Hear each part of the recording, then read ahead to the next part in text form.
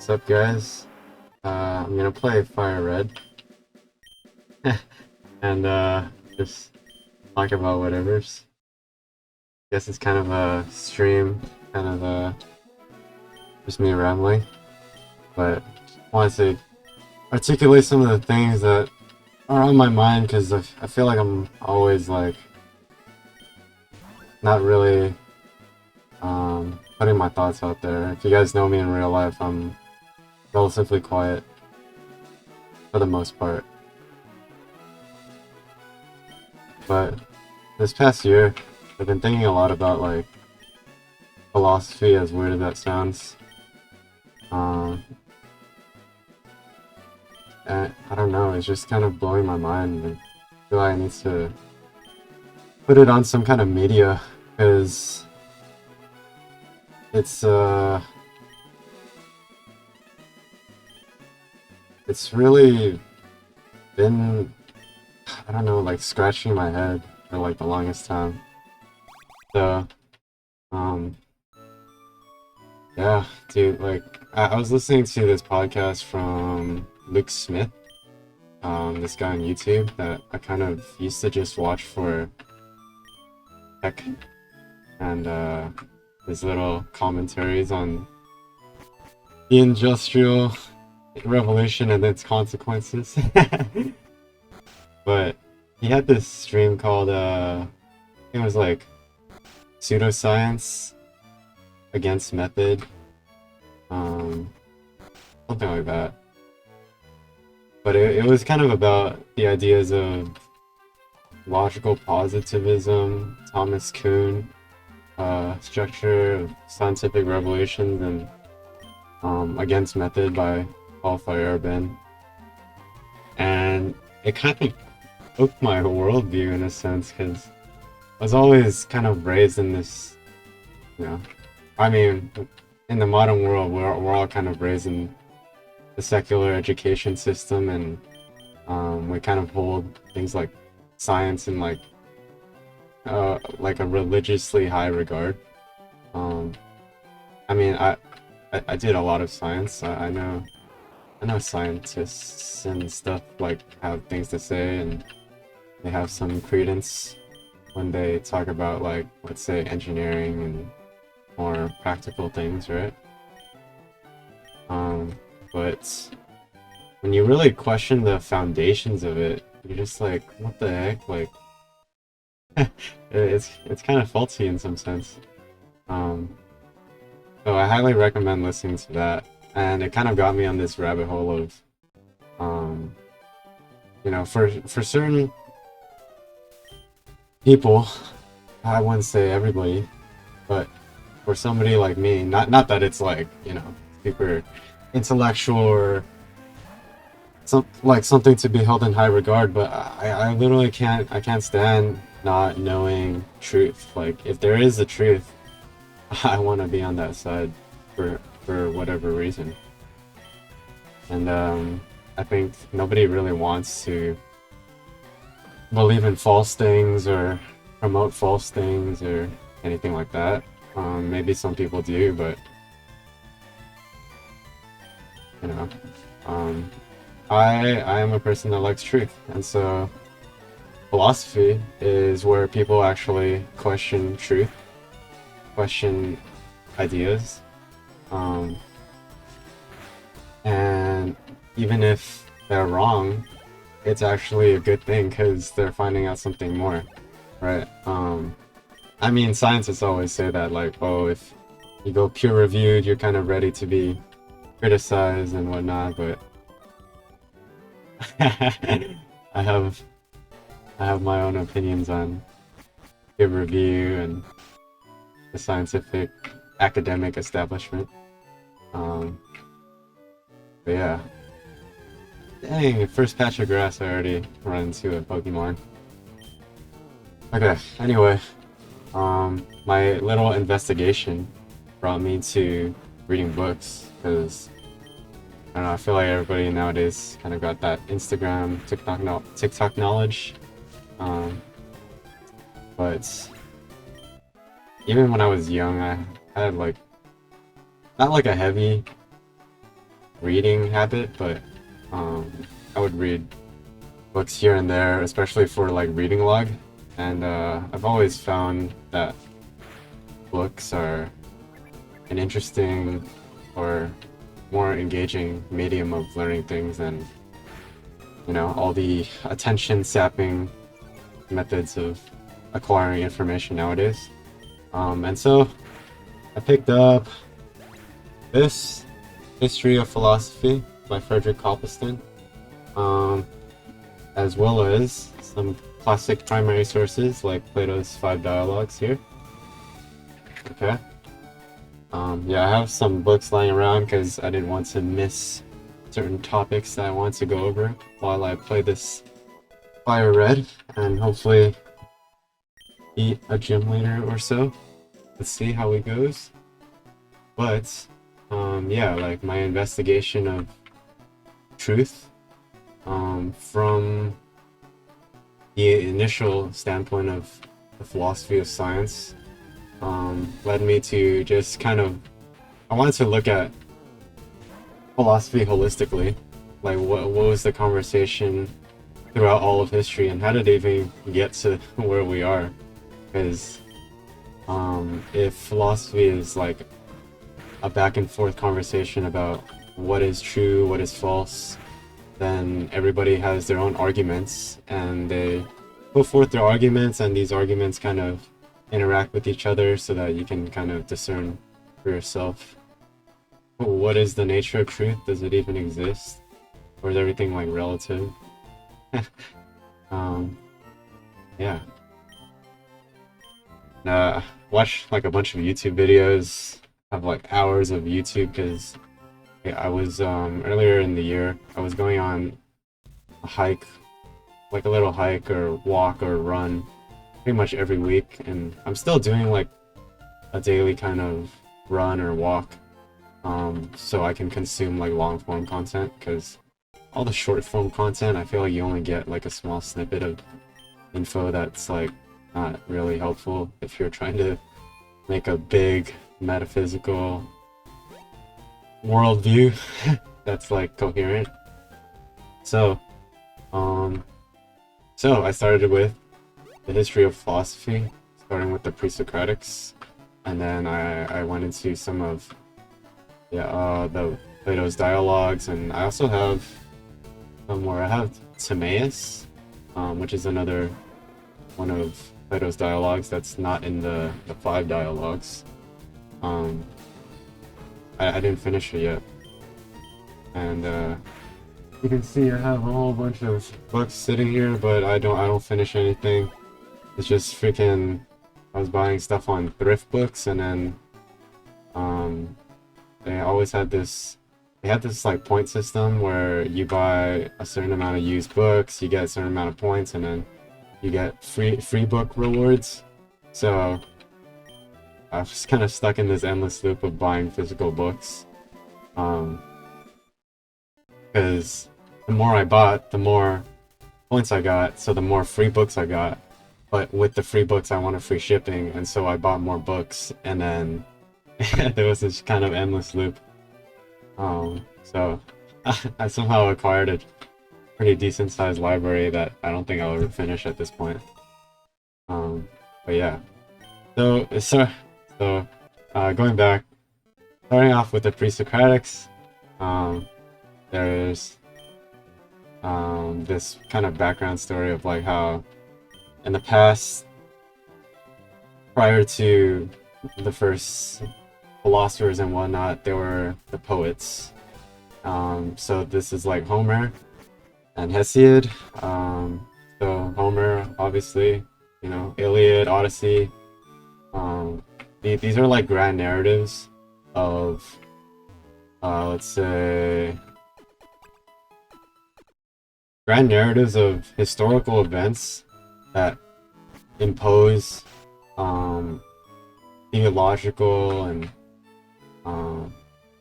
like these mythological aspects to historical events, right?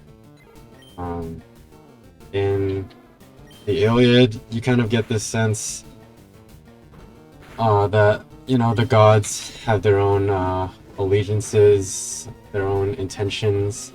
They kind of dispute with one another, and they help one side, not the other side. They switch sides and things like that. And this is all kind of like mythological storytelling, which, like, yeah, it's storytelling, but you kind of want to think about the world in kind of third-person perspective to really talk about, like, let's say the universal state of affairs. Like, what is the universe? What is the nature of gods? And, like, what is their relation to how we interact with the world, right? And so, the first philosophers, they're called the Milesian school, and it starts off with, I like to think of it as like the elemental guys. It's kind of silly, but the first official Greek philosopher in the pre-Socratic period is Thales. And for some reason, or not for some reason, or, these are philosophers. They think about things a lot, and so they have maybe good reasons, right? So Thales, he's saying like, oh, the whole world is water. Well, okay, let me step back. That's gonna sound so weird, but yeah. The Pokeballs, that is the question. Primary question of our times. Yes, I have 5. Let's catch something. So, sorry, stepping away from the mythological storytelling of the world from the Homer Hesiod period, they started to think about the world from their own deductive reasoning, yeah? And so they observe things in the world, and then they ascribe a explanation of the universal state of affairs, right? And that is really the divorce from the storytelling era to the metaphysical philosophical era. And this is not like a clear divide between them, but these things were both kind of going on at the same time. So you have like Euripides and Sophocles and these other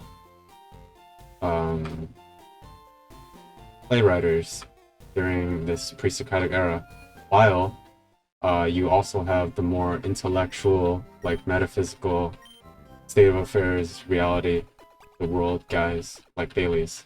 Okay, now back to Thales. He kind of poses that the whole universal state of affairs, the whole binding principle of the entire universe is water. Now, why does he say that? Right? That's like a weird thing to say, right? But he's like, okay, so we experience hardness, we experience fluidity and like all these different forms of matter, and water seems to be the thing that like can go between these different states of matter. At this time they didn't have the formal distinctions of the different states of matter, solid, liquid, gas, and water seems to be this thing that kind of goes in between different states. Maybe all of the material reality we observe is all some kind of water. Even solids like our body, rocks and stuff, maybe they're some kind of solid ice that isn't cold, because at this time he's more like a pioneer of like thinking about the world in this sense. That's not a story. Right? He doesn't say, oh, like Zeus made physical things and then Poseidon made like waters and stuff. Like he's not ascribing these mythological storytelling kind of things to reality. He's just kind of pondering on like the state of the world. And within the Milesian school, There was Thales, there was what was there? Anaximander. Anaximander, he he kind of has this like early conception of I think it's called like the unbounded or operon or something like that. He's saying like everything has this property. Oh, I should get a Pidgey. Are there Pidgeys here or is it just Raditz? So Anaximander, he has this concept where I should just catch everything. I forgot from firered. Like you kind of need a little bit of everything because to get like EXP share and all these different items, you actually need Pokemon in your Pokédex. I just catch everything. Yeah, so Anaximander, he had this idea of the boundless, the limitless, the operon. This basic building block of everything is also limitless in a sense. He's saying like that's what everything is made of. This thing, this like little, I don't know, structural points of infinite potential. Kind of like an atom, in a sense. And in this book, The History of Philosophy by Cobblestone, there's also this like little story of like how Anaximander believed in like some like proto idea of evolution, and like people came out of the ocean because like what again this is like these philosophers are imposing their observations. Sorry, I'm speaking and playing this game at the same time. I was gonna buy Pokeballs. Okay.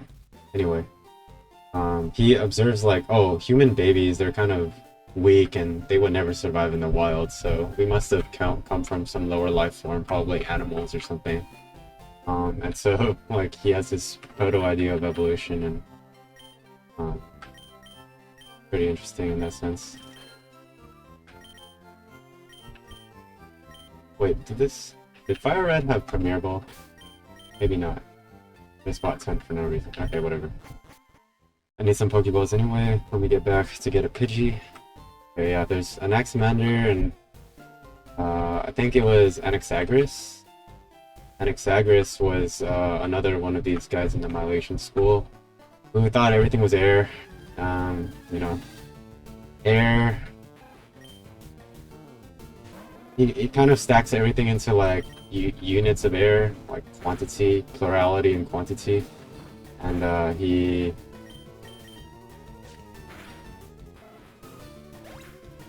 you know what?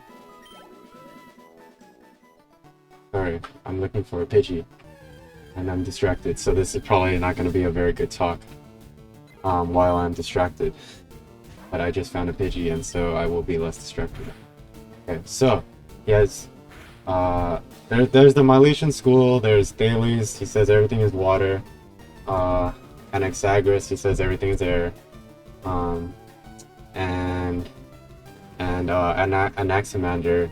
He says everything is kind of like this basic unit of limitless potential, in a sense, like an atom. Okay. And this is the Milesian school. Everything is this, everything is that, and all is one. But the way we account for the plurality in the world is through these different materials. And yeah, and so you know, logically following, the next guy is gonna say, "Oh, everything is not what you guys said, but it's fire. Oh, it's Heraclitus." And not that it's like literally fire. Like we think of fire, but you know, we observe fire and it has like these certain characteristics that are like the flame comes out of a source that's being burned, a resource like, let's say, wood, or coals or whatnot, and within like the consumption of one you get another. Okay, and so there's plurality, but we're calling this whole thing fire. And so it has a property of being like one thing, but it also has plurality within it in order to exist. Okay? And this is because, you know, these pre-Socratic guys are dealing with this question of the one and the many. How is there plurality and unity at the same time? And this is something that like even modern scientists are kind of trying to dance around because they're not even thinking about it. Like, oh, okay, so if everything is atoms, then, you know, what differentiates one set of atoms from another set of atoms? And atoms in themselves have plurality within them. And so can we just use the world's most deepest microscope or whatever and find out the fundamental particle of reality? Like something deeper than atoms, protons, neutrons, electrons, neutrinos, strings, quarks, whatnot. Okay, like let's say everything is freaking strings, okay? But if everything is strings, how do you differentiate one set of strings from another set of strings? Like, we're experiencing that this book is different from this book. Maybe they look a little different, but if everything is strings, then how is a book even different from like my water bottle or my hand, right? Yeah, and so this is the big question of the pre-Socratics. And so, there's this guy Parmenides who kind of comes up and he's like, dude, maybe there is not plurality. Maybe everything is one, and our experience of plurality is illusory, like the Eastern religions tend to say.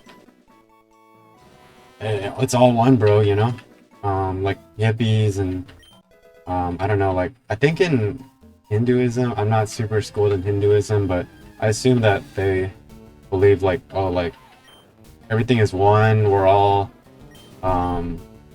one with the Brahman, and all these gods are different instantiations of like the all one God in some sense.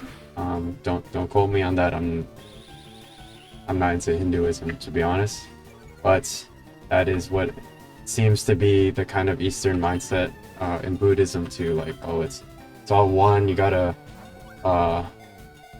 you know, subdue your bodily desires and kind of reach the state of nirvana, which is connection to the all-encompassing consciousness of the universe, right? Yeah, so where was I going with that? Okay, so Parmenides says it's all one. It's all one thing. Everything in the universe is essentially one thing, and your experience of plurality is illusory. And he has a student named Zeno. Zeno kind of comes up with these like little riddles, Achilles and the tortoise, and you can probably look at that yourself. But motion itself, like how is motion even possible? These are things that the pre-Socratics were thinking about. Like if you're gonna move from one distance to another, but every unit of distance in between can further be divided into further distances. Let's say if you can envision like a number line, you can have the number 1 divided into 2, you get a half, a fourth, and there's like an infinity there. How is it possible that by the simple act of motion we are crossing infinite distance, right? Is it illusory? Maybe, right? You know, this is Zeno's kind of like justification of Parmenides' idea that everything is one, and our experience of difference, plurality, motion, everything is illusory. Okay. And so yeah, so this is like, you can see in philosophy, everything is a conversation building upon a previous idea, and they're all kind of presenting their argument and trying to find like what is the truth, you know? Like they're kind of pitting their ideas in the marketplace of ideas and trying to see you know, what is truth? What is the true reality of the world? Because we don't want to be we don't want to be fooled. we don't want to be in the matrix, right? Yeah. And so, you know, there's Pythagoras. Pythagoras, you probably know him, Pythagorean theorem. But he's also one of these early pre-Socratic guys, and he also comes to the school of like, oh, everything is one, but it's not like, it's not water, it's not earth, fire, you know, like these different elemental things. It's not even the boundless, limitless Aperon thing. It's numbers, dude. It's math. The whole world is math, you know. Math is objective reality. We don't dispute math. You go to China, you go to India, you go to Egypt, Greece, you know, everywhere math is the same thing. So this is the objective reality. This is the truth that binds everything together. And it seems that all of reality has an inherent property of quantity. Even the question itself, the one and the many, like that's one or multiple, and these are quantities, right? So like, is quantity like an inherent property of reality? Oh my gosh, my Charmander fainted. And that was really where Pythagoras was coming from.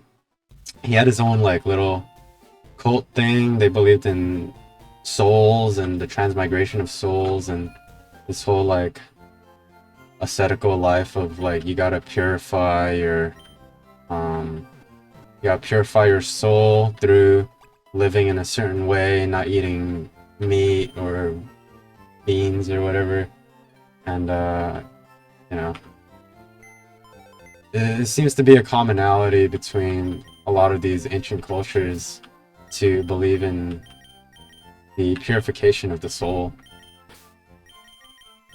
through a certain way of living.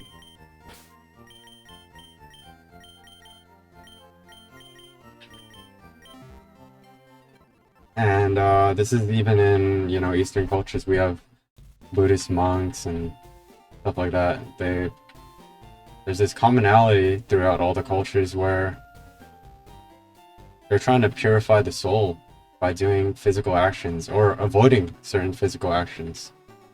So it's something interesting, right? But yeah, that's Pythagoras' whole thing is like, oh, everything is math, and we live in like a this very highly ordered mathematical reality, and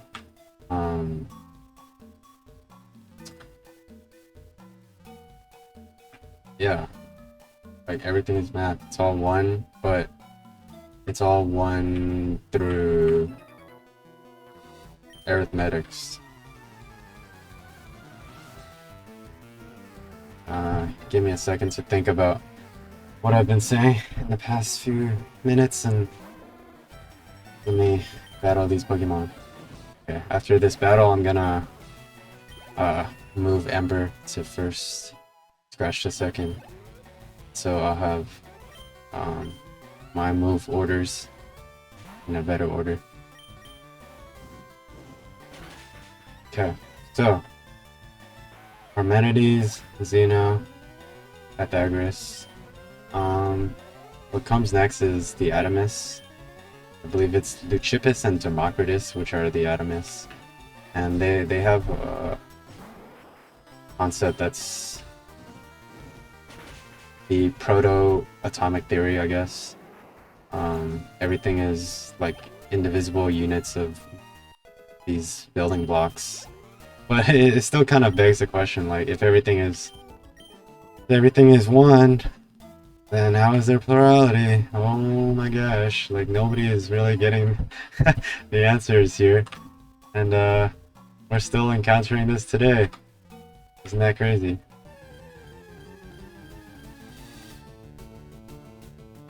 Yeah, even like modern like mathematicians, they're kind of going back to like Pythagoreanism. The string theory guys are definitely into that. Everything is some kind of cosmic musical harmony and things like that. It's crazy, like, when you look back at history, it almost seems cyclical.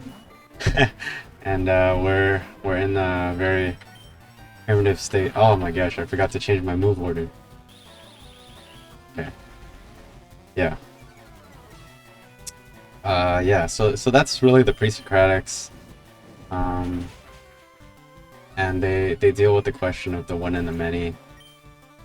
But that doesn't necessarily mean that their past mythological storytellings have stopped.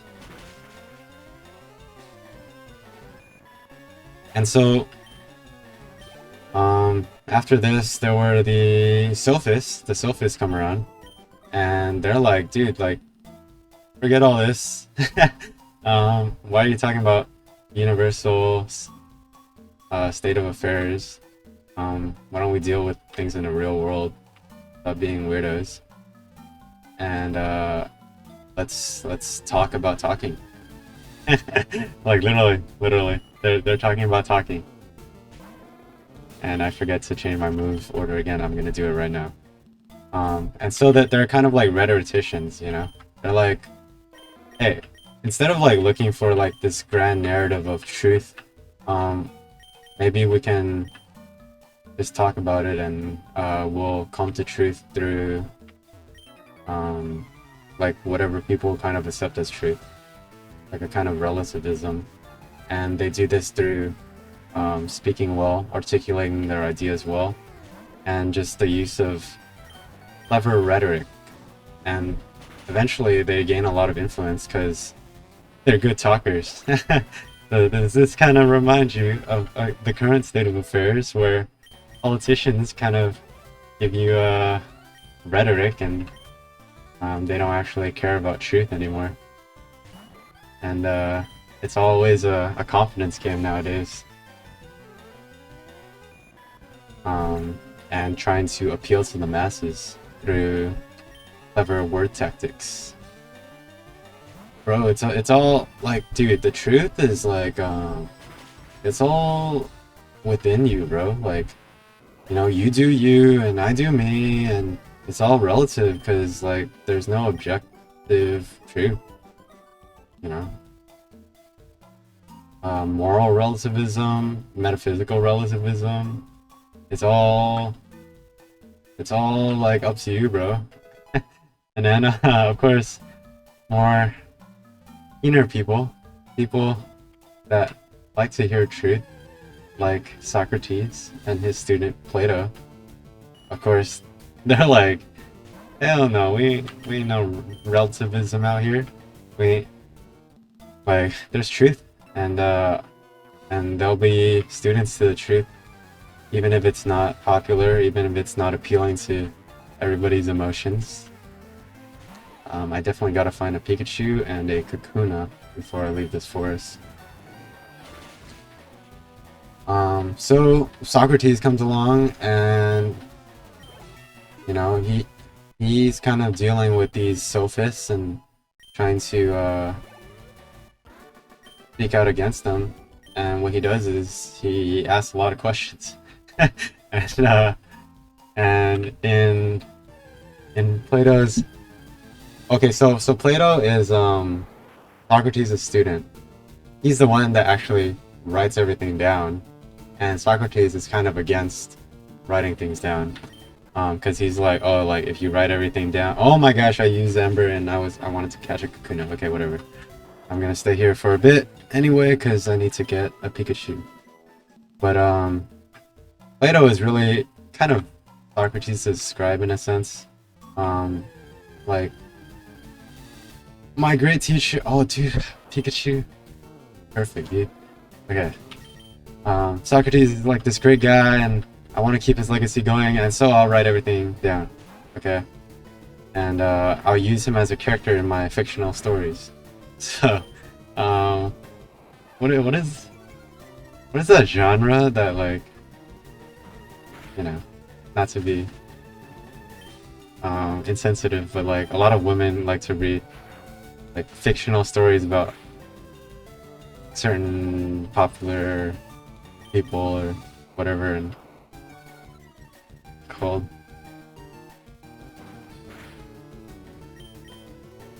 fanfic. Okay, yeah. So Plato is writing fanfic of his homie Socrates, and Socrates is like a character in his like little fanfiction. Okay. I don't know if anybody's kind of said that before. Maybe somebody else has, but I haven't heard that.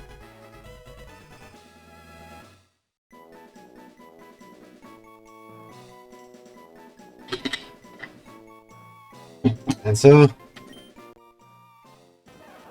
Socrates and Plato are kind of going against these rhetoricians, the Sophists, and they, and Socrates kind of asks people questions like, oh, like what do you mean by this? What do you mean by that? And honestly, that kind of defeats a lot of the rhetorical arguments that people always make, because when you really question everything, you're left with wanting to find answers instead of just saying it's all relative. And yeah. So the interesting thing with Plato that he does by writing is that well, maybe I'll get into this later. I have this book, The Gutenberg Galaxy by Marshall McLuhan. I haven't finished it, and honestly it's quite dense, but he stands as so Plato stands as one of these first like people of writing culture, which really changes like the whole way that humans interact with the world and think about their position in the world. Socrates is against writing, and so he never wrote anything down, because writing kind of degrades your ability to memorize. Like, actually, yeah, the mythological stories I was talking about earlier, Iliad, Odyssey, and whatnot, these are giant tomes of text that was passed down through oral tradition, which is unthinkable in our modern age. But that's just the way that people dealt back in the days. I need a kakuna. That is what I'm here for. And so yeah, Plato, he is more keen in his little dialogues. He says there is objective reality in Euthyphro. He's talking about objective moral realities, and so he kind of goes back and forth with this Apollonian priest, a priest of Apollo. So yeah, there's like some religious sense to this, but let me try to explain it in a way that less spiritually inclined people could think about it. So what they come to is the question of, like, there's all these different actions that you say are good, pious, and so like, let's say obedience to your parents, that's something good. We all agree. Okay, cool. There is being a healthy individual, you know, taking care of yourself. There's helping people, you know, like we have all these ideas of goodness, right? These, let's say, 3 different actions are good, but in what sense do they, like, what is the common property of goodness that they're sharing? Okay, and so the conversation throughout the book kind of comes to, I need kakuna. Okay, so the thing that they come to is that, are actions good because the gods impose goodness on them, like they say it's good, or is it the gods like good things because these different actions, they have a property of goodness inherent within them? So sorry, let me back that up a little bit. So there's these 3, let's say the 3 things: being good to your parents, being good to other people, and being healthy. And okay, they all either we're saying it's good because we're psychologically imposing our idea of goodness onto them, and we're agreeing on that, or these three actions have in them a property of goodness that we observe and we recognize within those three actions. So, their ultimate question at the end of the book is like, what comes first? Is it the property of goodness within things, or is goodness something imposed? And I feel like I just repeated myself a bunch of times, but I'm trying to make this point, okay? But Plato ultimately comes to his theory of forms, which is that there is an objective goodness. This is a refutation to the relativist Sophists of his time, that there is an objective goodness, but where is it? Is it in the things, or is it imposed on the things? Maybe that sounds abstract, but he's saying that there is objectivity. So, yeah. So how about you? Like, let's say, do you impose your goodness on other things? You being taking the place of the gods in the Euthyphro's Euthyphro sword. Are you imposing goodness onto these different actions that you're observing, or are these different actions you're observing all sharing in some common goodness? Plato says that they're all participating in the goodness, like the fullness of goodness. And so these three different actions, they're taking like a fraction of this other realm's like ultimate good. Like the whole idea of good itself is an actual real thing. Not physically, not materially, but it is a real thing, and things in our physical realm are taking from that higher realm like pieces of goodness. Okay. And furthermore, in I believe it's Phaedo, forgot the point I was gonna make.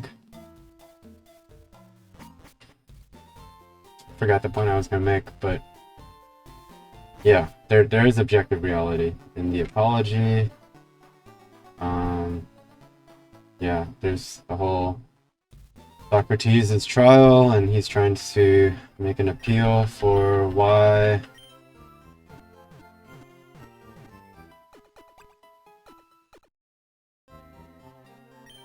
you know what? I'm brain farting, I'm sorry. Damn. Maybe this is not the best idea to play at the same time, but I hope it's visually appealing at least. To keep your brain-rotted attention, or my brain-rotted attention, at bay.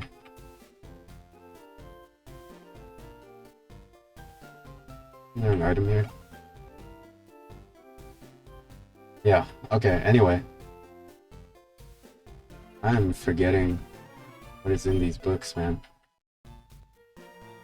The Apology is Plato's trial before the court, who say that he is...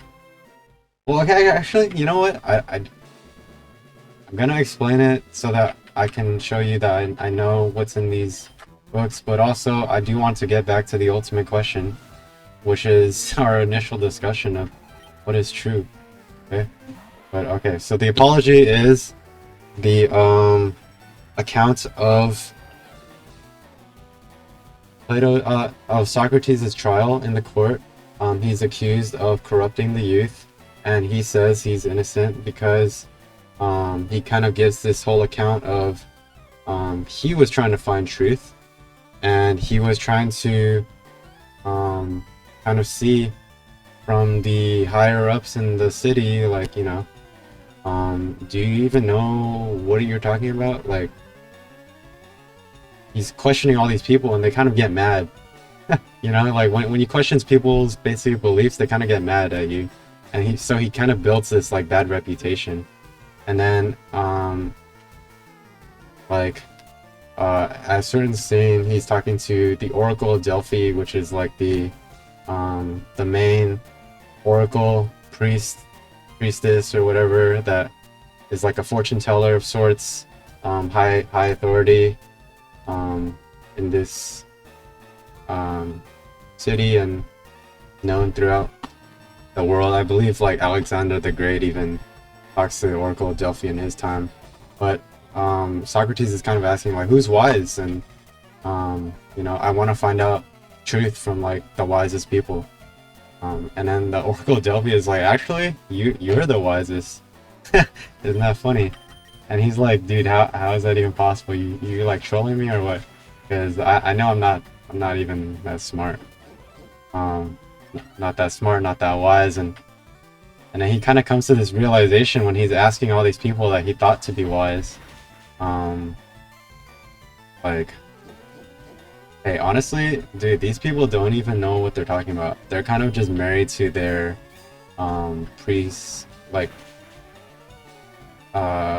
presupposed assumptions, their worldview within their own like little box, and I'm the one asking the questions like on a higher level. Like I'm asking, how is this true? You know, and so he comes to a realization like, dude, like, does nobody know anything? Maybe that's why the Oracle of Delphi says I was wise. And when you kind of question people on their beliefs, they kind of get mad at you. And so that's kind of how he ends up in court. Like they're like, oh, like you're an atheist, and he's like, how am I an atheist, dude? Like I believe in spirits, I believe in this and that, and like if you're gonna accuse me of that, then why don't you accuse this other person who's like a total atheist? And then they're like, well, you know, maybe you're not an atheist, but you're corrupting the youth. And he's like, well, you know, like the youth, they, yeah, let's say like you are a citizen of a place, you know, would you want to be around bad citizens? Well, no, you don't. And so, would corrupting the youth be making bad citizens around you? Well, yeah. So why would I corrupt my own community? Because that would be bad for me. And they're like, I don't know, you know, you're just a crazy guy. You're corrupting the youth. You're messed up, bro. He's like, bro, okay, yeah, sure. I'm gonna be obedient to the state because I think it's in either Crito or I believe it's in Crito, the one after the Apology, where he kind of makes an appeal to the state is like the highest moral thing because that's where you get all your values. That's where you grew up. That's and at any time you could have left the country, but you chose not to. So obviously there was something here that you wanted to keep. Which, you know, that there's some parallels here to let's say America and immigrations and whatnot, and yeah, but yeah, so Socrates is kind of making his case for why he isn't guilty, and ultimately you kind of see that, you know, people are just so tied to their preconceived notions of what they believe to be true that they don't really question the fundamental like why of, oh my gosh, yeah, I think I'm gonna lose.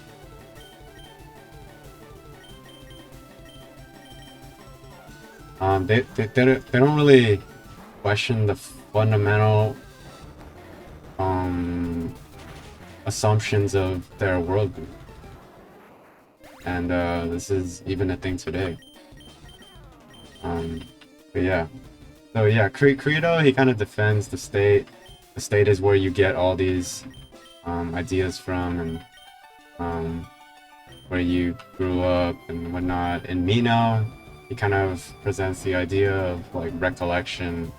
I mean, if think in school you probably learned something about like Plato's forms and his idea of recollection. We were once in this higher realm where I was explaining earlier that this is the realm. Oh my gosh, I used scratch. This is the realm where goodness itself is in.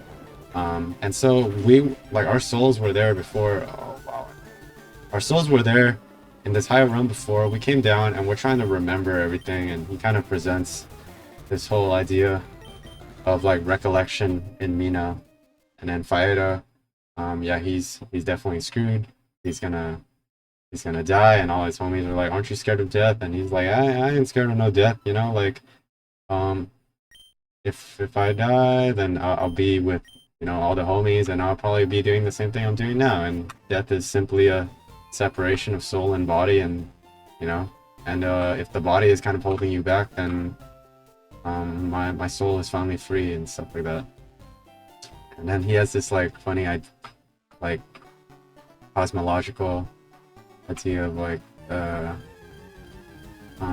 hollows. I guess it's almost like a form of flat Earth where we're in this kind of like a bowl-like structure upon a larger sphere. And he has this whole like cosmology of like the world and how the soul works and stuff like that in the Phaedo.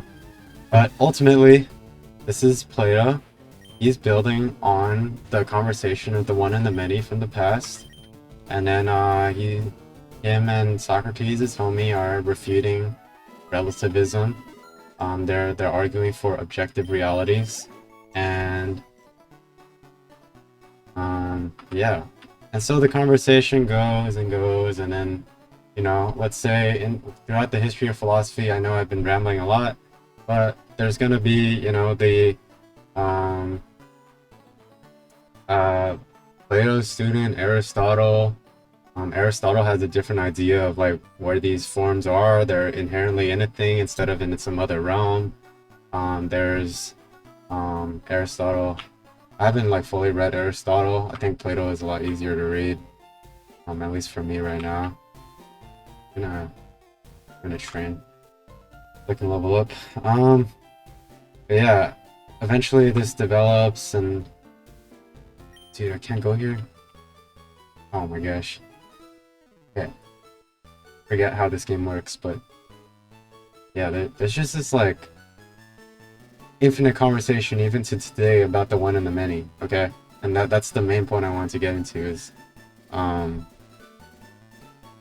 like what is metaphysical reality? What is a world? Ultimately, what is it? And so, sorry, I went on so long, but this is where you might want to tune out. I don't know, because sometimes people bring up religion and then you kind of just tune out. And when I was an atheist for like let's say a decade, very much an atheist, mind you, I was a big fan of Richard Dawkins, The God Delusion. There's Lawrence Krauss, Sam Harris, and Christopher Hitchens. I used to watch these guys all the time. Oh my gosh, I didn't even catch Pidgey yet. Okay, yeah, I used to watch these guys all the time. They were known as like the four horsemen of like atheism or whatever, or science. I don't know. And so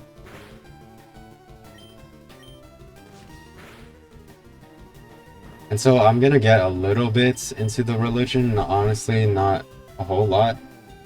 So the one and the many, I kind of came to this realization that in the Christian metaphysic, like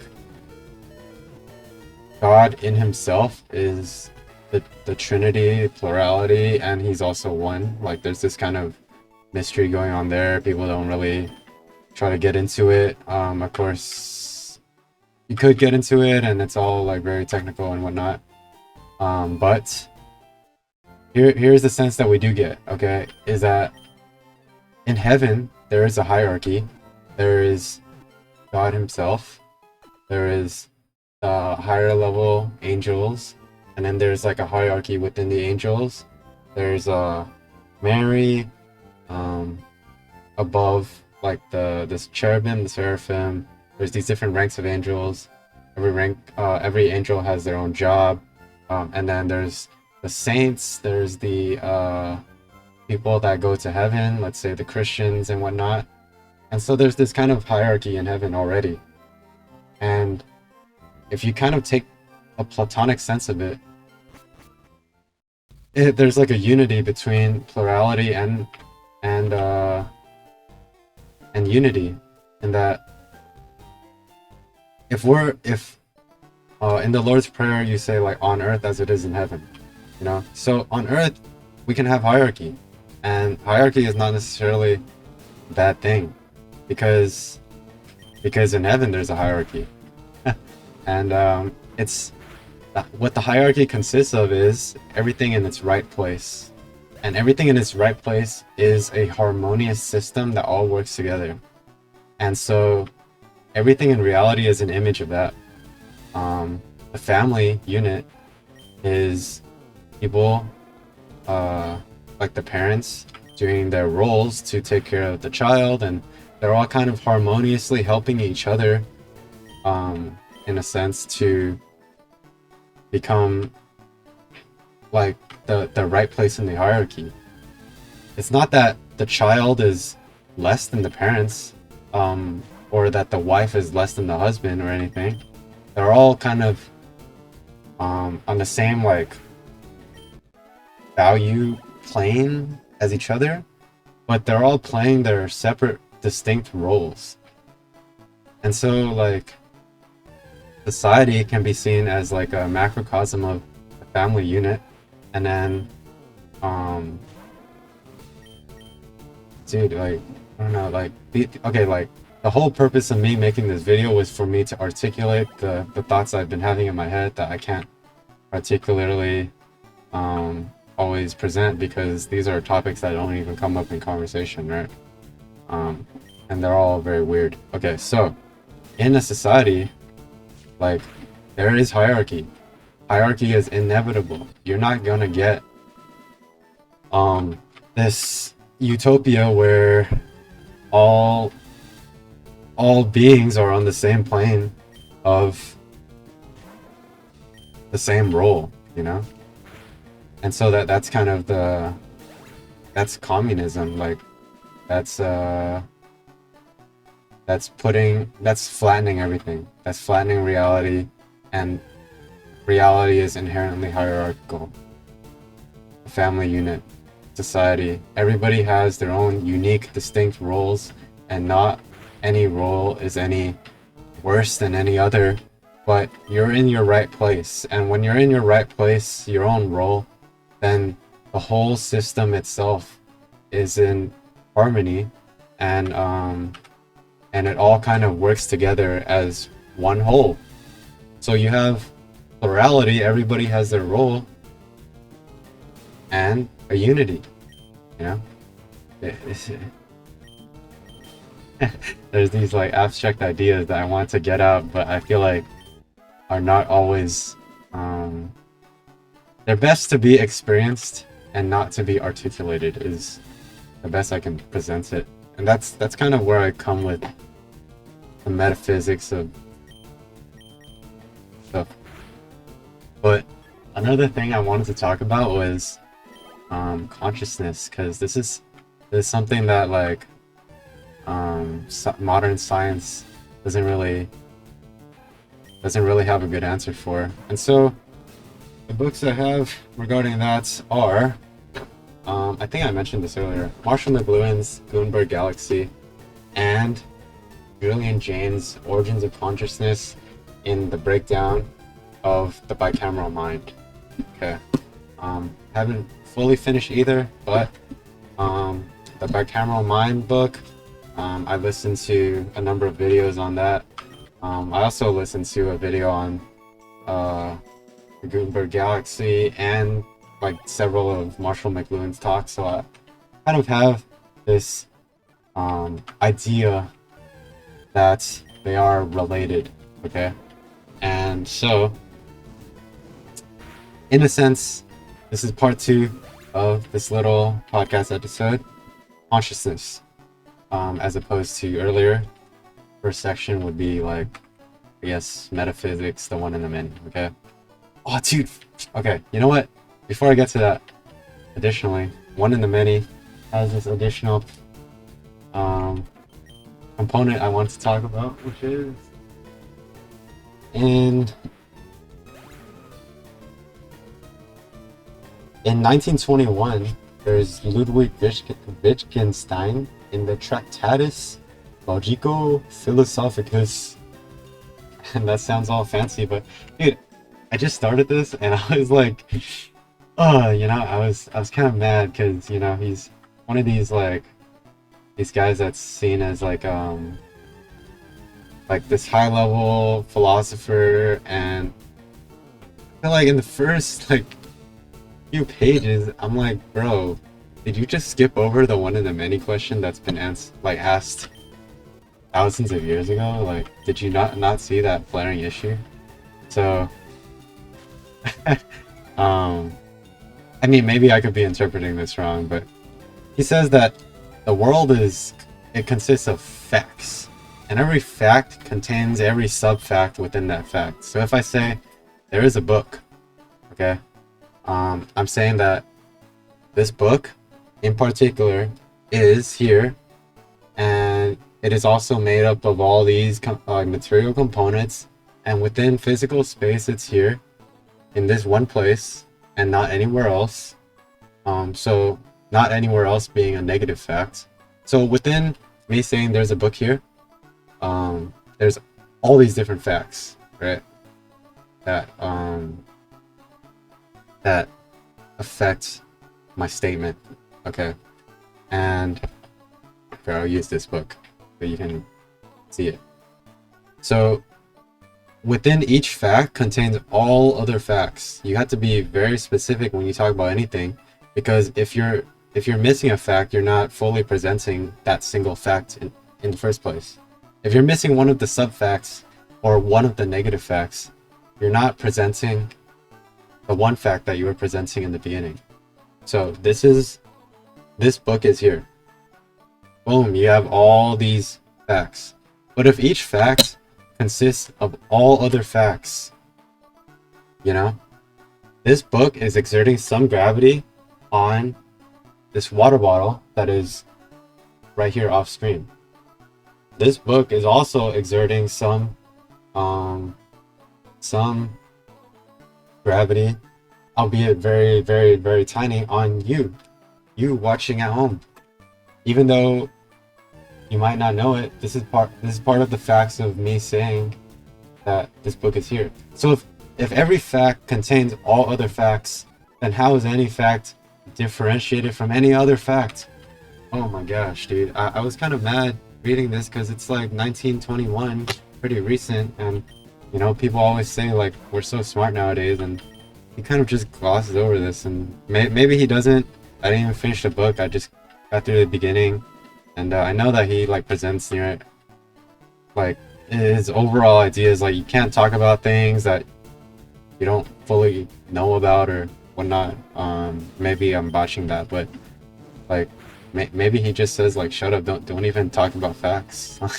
I don't know, okay, but do you see the things I'm thinking about nowadays? It is so weird, and I have nobody to talk to this about.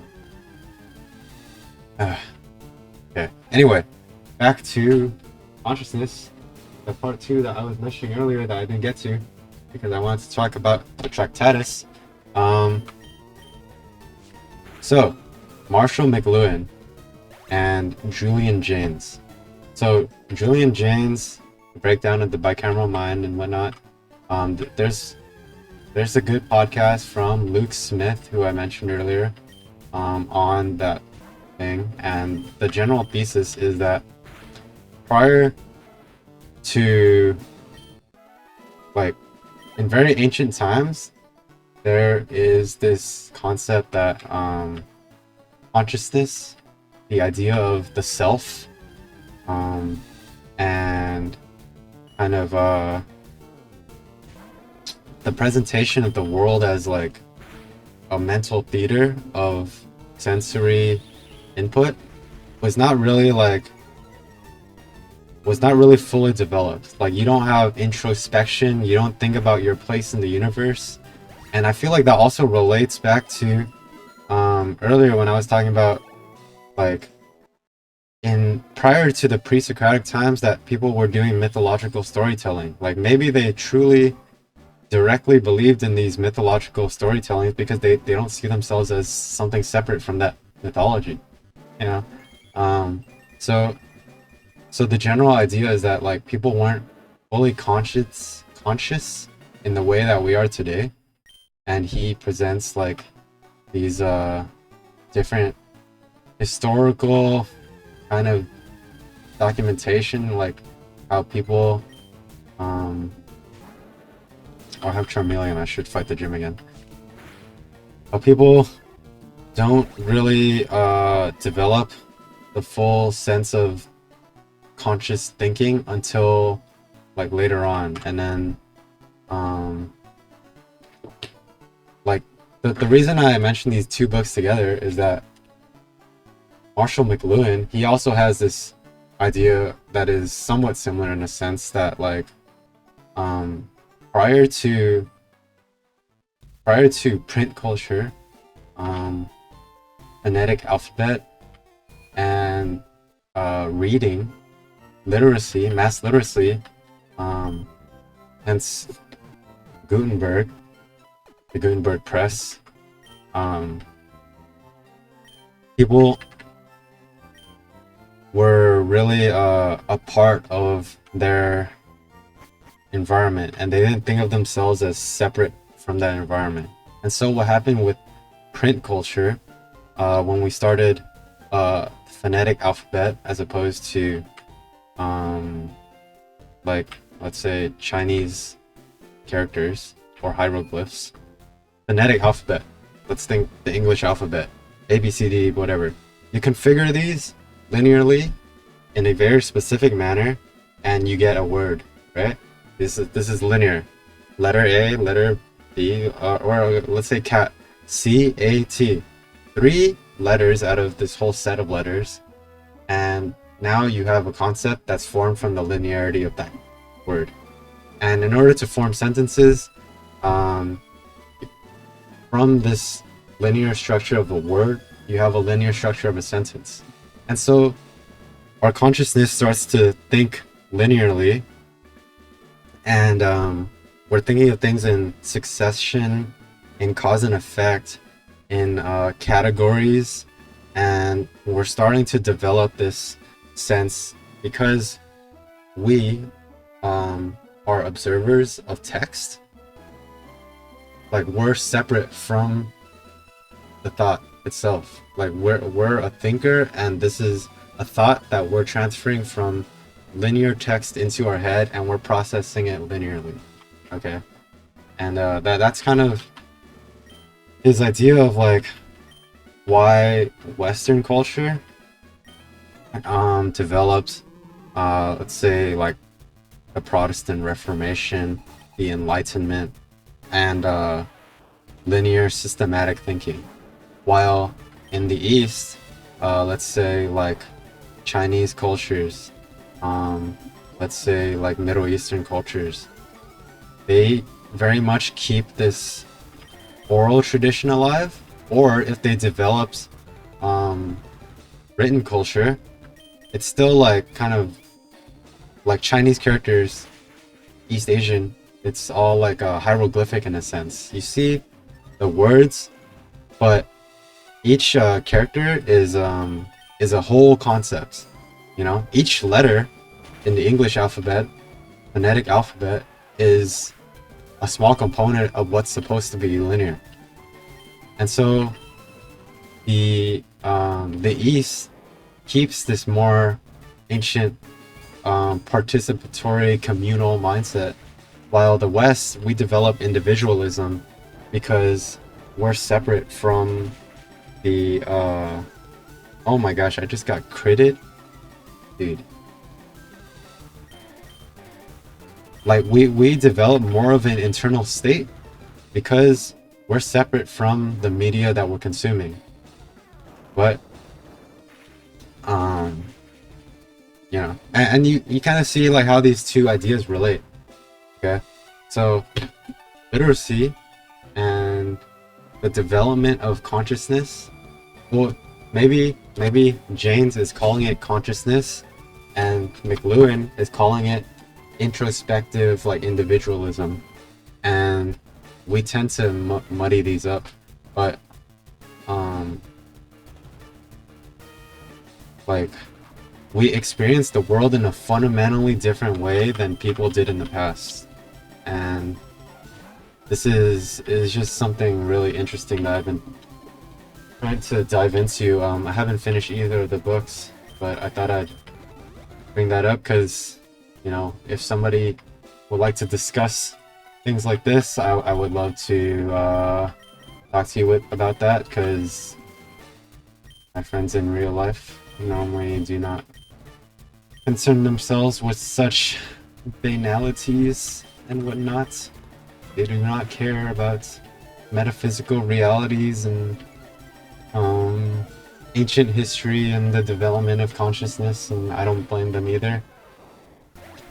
Of course, it's a very dry subject. I'm sure you might even be bored or already tuned out of what I'm saying. I find it so interesting.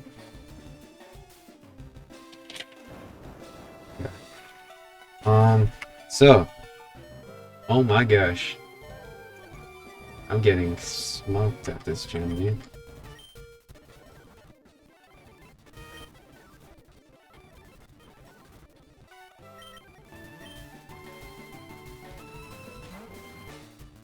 I don't think a potion will help. I'm just gonna try to weaken him. Okay. Yeah, I think that's the main things I wanted to talk about, and I feel like this is a decent stopping point, especially if I beat the gym right now with 1 HP. Oh my gosh, dude, this would be the perfect end to the little video I'm doing here. Oh, why did I use Ember? Is that okay? Okay. Wow, I beat the gym with 1 HP, and I basically just finished the things I wanted to talk about. That is insane. Okay, anyway, I guess that's enough for today. And I don't know if you guys learned something, or you guys just see I'm rambling, or at least see if I'm crazy or articulate or eloquent or retarded. I don't even know what you're gonna think of this, but I do not care. I want to put something out there, some kind of media content. I didn't want to do it in like let's say a digital article like on Substack or whatever, because maybe people are like, oh, that's just AI, bro. Please stop LARPing as an intellectual or whatever. Yeah. Anyway, wow, what an ending. 1 HP, first gem, fire red, and I got through history of philosophy, Plato's dialogues, breakdown of the bicameral mind, and the Gutenberg galaxy. And maybe I'll even link the podcasts or videos I mentioned or some other references, because I find these things interesting. I hope you guys find it interesting too. But yeah, that's the video I'm gonna end here. How long has that been? Alright. I do not know how oh, a little over an hour. Wow. Yeah, it's my first time using OBS too, so I feel like that's also a good experience here. Alright, anyway. Peace out, guys.